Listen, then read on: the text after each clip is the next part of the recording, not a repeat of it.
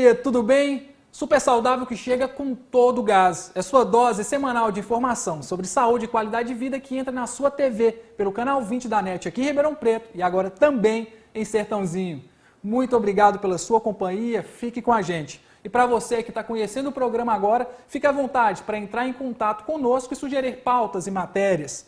Fazendo isso pelas redes sociais, no Facebook, facebook.com/programa Super Saudável, também no Twitter, no @supersaudáveltv e pelo nosso site, no supersaudável.tv.br.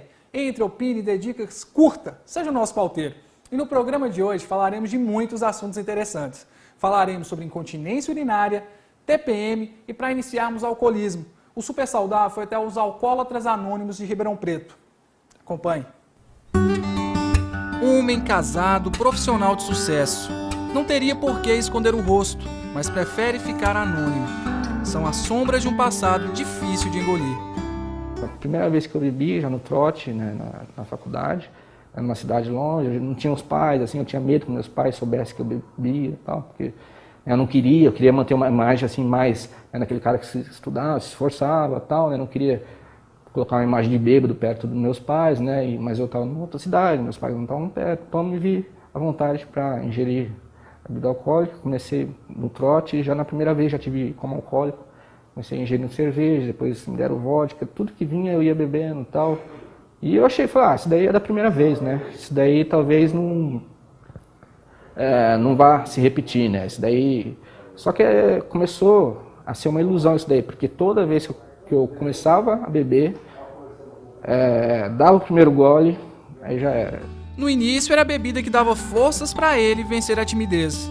Os anos se passaram e os efeitos colaterais eram assustadores. Com certeza. Quando eu começo a ingerir a bebida alcoólica, eu praticamente me transformo. Eu era uma pessoa completamente diferente. Meus amigos falavam, parecia que tinha duas pessoas em uma só. Virou uma pessoa que perde a noção do perigo, que começa a se tornar muito inconveniente, né? Começa a falar muito, começa a gesticular muito, começa a querer perder o medo das coisas. Tem uma personalidade muito diferente, né? De acordo com o Ministério da Saúde, entre 15% e 20% da população brasileira é dependente de álcool. Somente em São Paulo, 1 milhão de pessoas sofrem com esse mal. Estes números talvez seja reflexo de uma sociedade em que o uso do álcool não é considerado um comportamento ilícito. O acesso a essa substância é relativamente fácil, fazendo com que ela seja a substância psicoativa mais popular do planeta. Assim, não é raro vermos adolescentes ou mesmo crianças fazendo uso dele, e até grupos idolatrando a ingestão de bebidas alcoólicas e comportamentos de embriaguez. E também pela falta de clareza entre o que é beber socialmente, abuso e o que já caracteriza o vício. Foram várias etapas, né? Mas a primeira etapa, vamos dizer assim, foi uma amiga minha me trazendo um Alcoólicos Anônimos. Eu já tinha acompanhamento psiquiátrico, eu já tinha uma noção de que eu era alcoólico, eu já só tinha dificuldade de aceitar. Mas a partir do momento que essa amiga me trouxe Alcoólicos Anônimos, eu conhecia a programação, eu ouvi, né, que tinha ferramentas, vou evitar o primeiro gole, eu percebi que ali começava uma luta, né, que eu iria beber novamente se eu quisesse, né.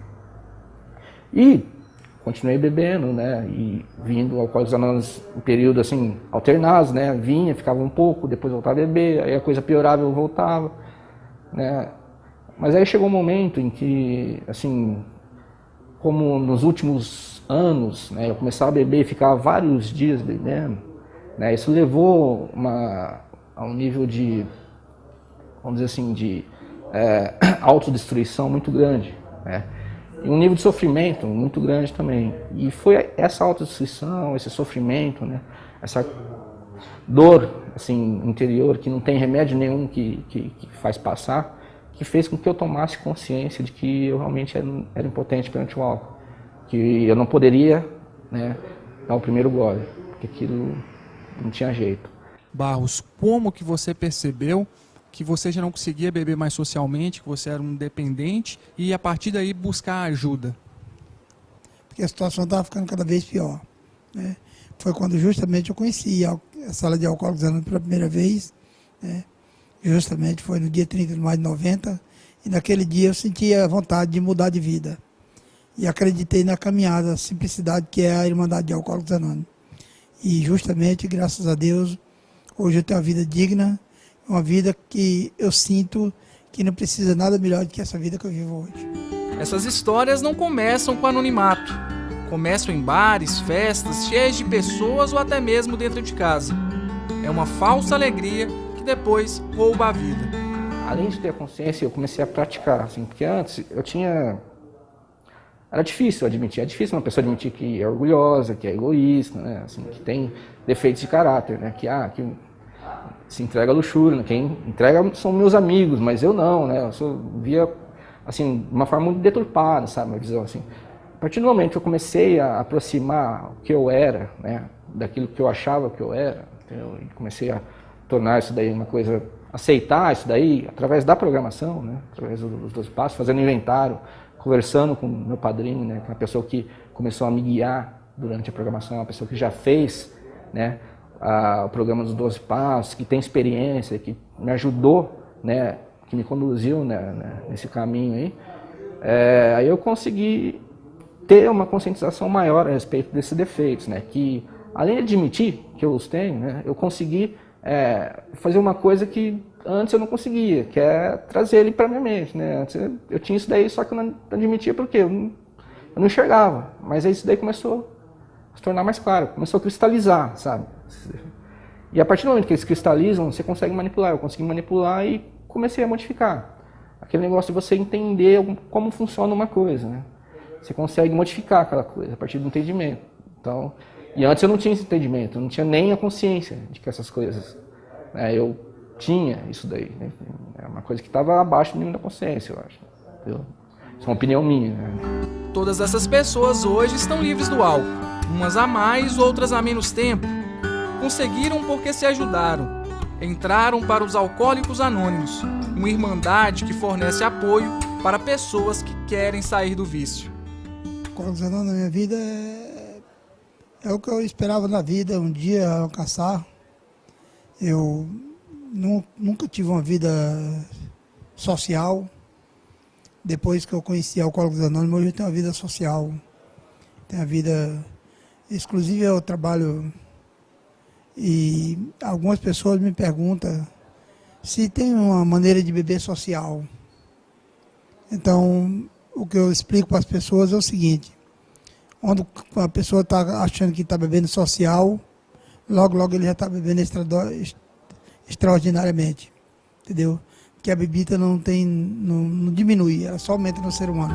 Na troca de experiências, um ser humano aprende com os erros e acertos do outro. Nos Alcoólicos Anônimos, aprende como viver novamente.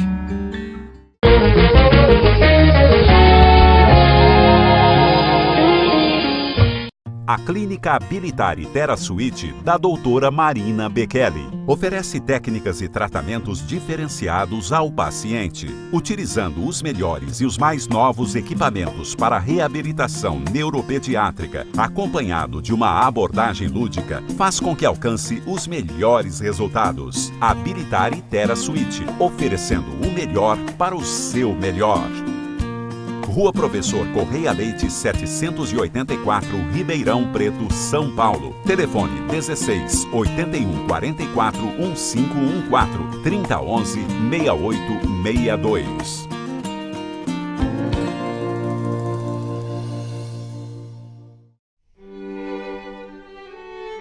Sinta a exclusividade. Sinta o sabor. Sinta o conforto. Sinta o aroma. Sinta a sofisticação. Sinta o ambiente. Sinta a alegria. Sinta Gustos Gourmet. Avenida Sumaré 435, Jardim Sumaré. Aberta de segunda a sexta-feira, das 11 às 15 horas. Sábados e domingos, das 11 às 16 horas. Sabe por que eu gosto da Mazeto Imóveis? Porque lá eles não alugam ou vendem simplesmente um bem. Lá eles alugam e vendem sonhos, qualidade de vida. Acreditam que o básico é um dever. Saber quantos quartos ou vagas de garagem é o mínimo que eles podem oferecer. Contam com uma estrutura que avalia de acordo com o seu perfil o tipo de imóvel mais adequado, avaliando a logística de suas necessidades. Um imóvel deve ter 3 ou 4 quartos, mas também ser próximo ao seu trabalho, à escola do seu filho, à sua agência bancária e ao seu local de lazer. Mazeto Imóveis, seu conforto, nossa especialidade.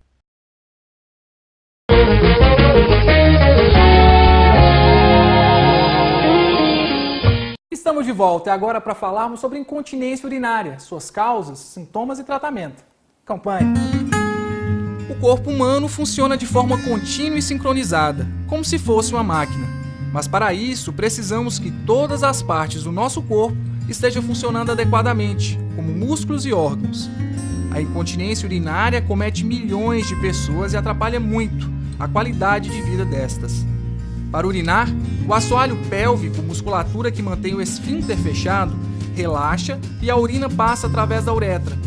Quando a pessoa tem incontinência urinária, há um enfraquecimento da musculatura pélvica e o esfíncter fica levemente aberto, o que faz com que a urina saia involuntariamente. A incontinência urinária, ela traz sim uma perda da qualidade de vida. A maneira como o paciente vê e se posiciona perante esse problema, né? Às vezes, muitas vezes, a paciente ela acha que é normal perder urina porque ela envelheceu, porque é normal. Não, não é. E aí que tá. A maneira como que ela vê esse problema é que vai ser negativo ou não para a vida dela. Mas não é correto perder urina, não está certo perder urina. E a partir do momento que perdeu urina por qualquer situação, é considerada incontinência urinária sim. E é um problema que deve ser visto com muito cuidado, com muita atenção, porque atualmente ele é até considerado um problema de saúde pública, né, por afetar a qualidade de vida das pacientes que têm a incontinência urinária. A incontinência urinária é um fato comum, mas não normal, atingindo cerca de 5% das mulheres jovens e 50% nas idosas. O que nos faz acreditar que com o aumento da expectativa de vida, haverá progressivamente mais pessoas com este problema, além de estar presente também no sexo masculino. Pode acontecer em qualquer idade e pode também afetar o sexo masculino. No caso dos homens, os fatores geralmente são pós-cirúrgicos de câncer de próstata, que aí por conta da cirurgia tem essa deficiência do controle esfincteriano, mas assim, a maioria das vezes acometem mulheres e pode acometer em qualquer idade. A incontinência urinária na mulher, não sendo uma doença, é consequência multifatorial, que pode ser provocada durante a gravidez, por lesões do parto, por alterações hormonais na menopausa ou mesmo por hábitos de vida errado. E muitas mulheres ainda desconhecem que é possível prevenir e tratar. Normalmente a gente costuma tocar muito na profilaxia. A fisioterapia pode estar atuando também na prevenção, fortalecendo essa musculatura do assoalho pélvico? É muito importante, mais até que o tratamento, a gente prevenir, né? Porque a fisioterapia ela vai entrar com um tratamento de fortalecimento dessa musculatura. Ou seja, se eu fortaleço essa musculatura antes mesmo do problema, a minha chance de ter o problema é muito menor. Então, sempre prevenir é literalmente melhor que remediar. Existem alguns tipos de incontinência urinária. A fisioterapia, segundo a doutora Ludmila Aguiar, vai estar atuando, fortalecendo a região pélvica em todos os tipos. Os mais comuns vistos na prática clínica são a incontinência urinária de urgência, que é aquela que a paciente ela não consegue segurar o xixi. Ela tem a vontade no banheiro, mas antes de chegar no banheiro ela já acaba perdendo a urina. A de esforço, que a maioria das pacientes relatam, quando eu tuço, eu perco o xixi. Quando eu espirro, eu perco o xixi. E a mista, que seria a unção das duas, né? Antes mesmo de chegar ao banheiro e só o esforço de levantar da cadeira para ir ao banheiro já perdeu o xixi. A fisioterapia, ela age no fortalecimento dessa musculatura. Para quê?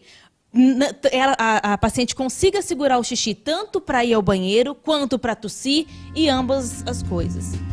A desinformação quanto ao fato de se prevenir e tratar a incontinência urinária certamente é um dos grandes problemas, pois muitas pessoas acreditam ser uma condição normal. Outro ponto alertado pelo especialista está associado ao preconceito na avaliação da incontinência. dos grandes problemas que a gente, enquanto profissional, tem nessa área é a adesão dos pacientes.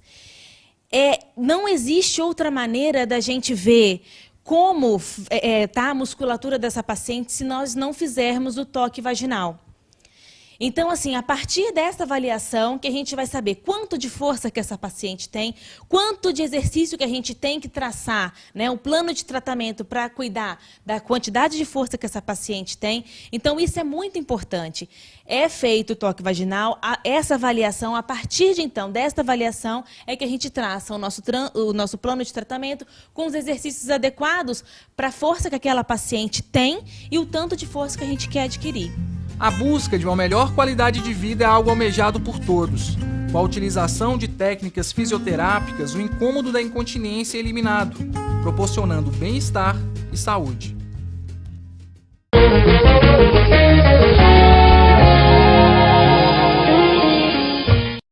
Confiança. Não nascemos sabendo, apenas confiando. Os primeiros passos, o primeiro dia de aula, a confiança em contar segredos aos pais, confiar na profissão a ser seguida, na família. A cada passo que damos é um elo que se fecha. Confiança é o resultado do conhecimento sobre alguém ou algo. Aprendemos que confiança vem com muito trabalho, dedicação e amor. E por isso cuidaremos de seus pais com o mesmo carinho que eles dedicaram a você. Canadá Saúde Clínicas, hotelaria e assistência geriátrica. Aqui você pode confiar. Anísio Visual. A comunicação visual em 3 dimensões: tradição, versatilidade, atendimento. Tradição de uma empresa de mais de 30 anos no mercado. Versatilidade pelo mix de produtos e serviços em comunicação visual. Atendimento como principal diferencial. Anísio Visual.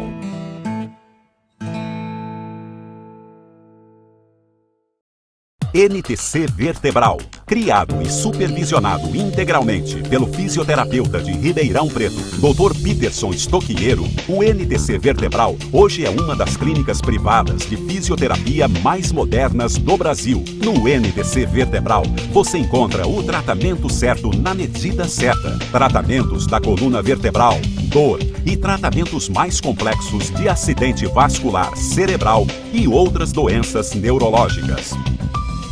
NTC Vertebral.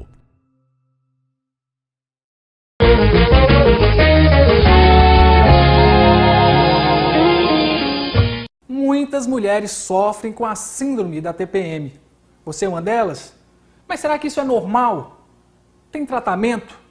Para sabermos sobre isso e muito mais, fomos conversar com a ginecologista doutora Renata Ianetta.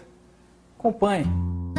As mulheres são seres únicos, passam durante toda a sua trajetória, da infância à velhice, por diversos ciclos.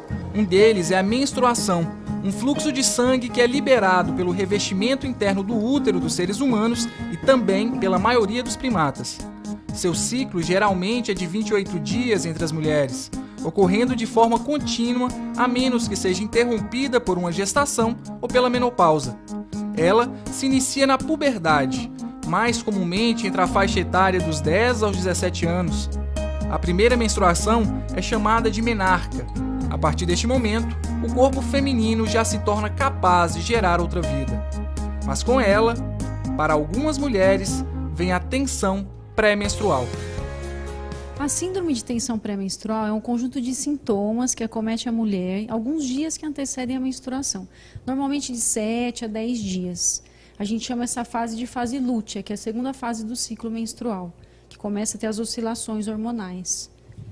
Quais seriam esses sintomas, doutora?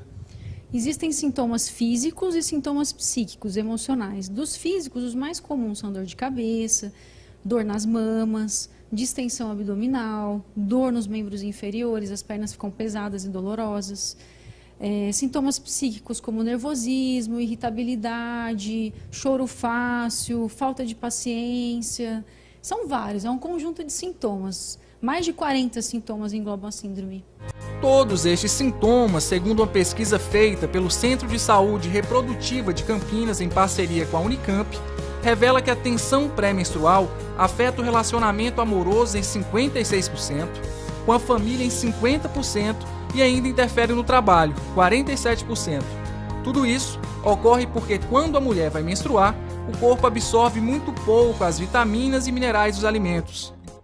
A ginecologista recomenda atividade física e boa alimentação para reduzir os sintomas da TPM. Uma maneira fácil, bem prática e barata é a atividade física, né? Então, o exercício físico, ele contribui com o aumento das substâncias que nessa fase estão diminuídas, que é a serotonina, a endorfina. Então, a atividade física é a maneira mais prática de se reduzir a TPM. A alimentação também contribui de uma certa forma, então um alimento rico em fibra para ajudar no funcionamento do intestino, já que nessa fase o intestino ele fica mais preso mesmo. Diminuir a ingestão do sal para evitar a retenção hídrica. Aumentar a ingestão do cálcio, que o cálcio, existem estudos que mostram que tem relação do cálcio com a enxaqueca, com a dor de cabeça. Então a gente incentiva o consumo de alimentos, o leite, derivados do leite que são ricos em cálcio. Então, de maneira geral, alimentação e atividade física. O Brasil é o país da TPM e a explicação é simples. 8 em cada 10 mulheres brasileiras têm a tensão pré-menstrual. Existem tipos da tensão pré-menstrual, doutora? Existem 4 principais tipos. Então, tem o tipo A, o C, o H e o D. O A está mais relacionado com sintomas de ansiedade, de nervosismo, de irritabilidade. O tipo C é mais com compulsão alimentar, o H com retenção hídrica e o D com depressão. São 4 principais tipos. Segundo a doutora Renata Ianetta, existem recomendações alimentares diferentes para cada tipo de TPM. Recomendação com relação à alimentação. Então, as pessoas que são mais ansiosas, evitar as xantinas. As pessoas que têm mais compulsão alimentar, evitar ingestão excessiva de doce. Ingerir alimentos que têm uma saciedade mais prolongada, por exemplo, carboidrato complexo, proteínas.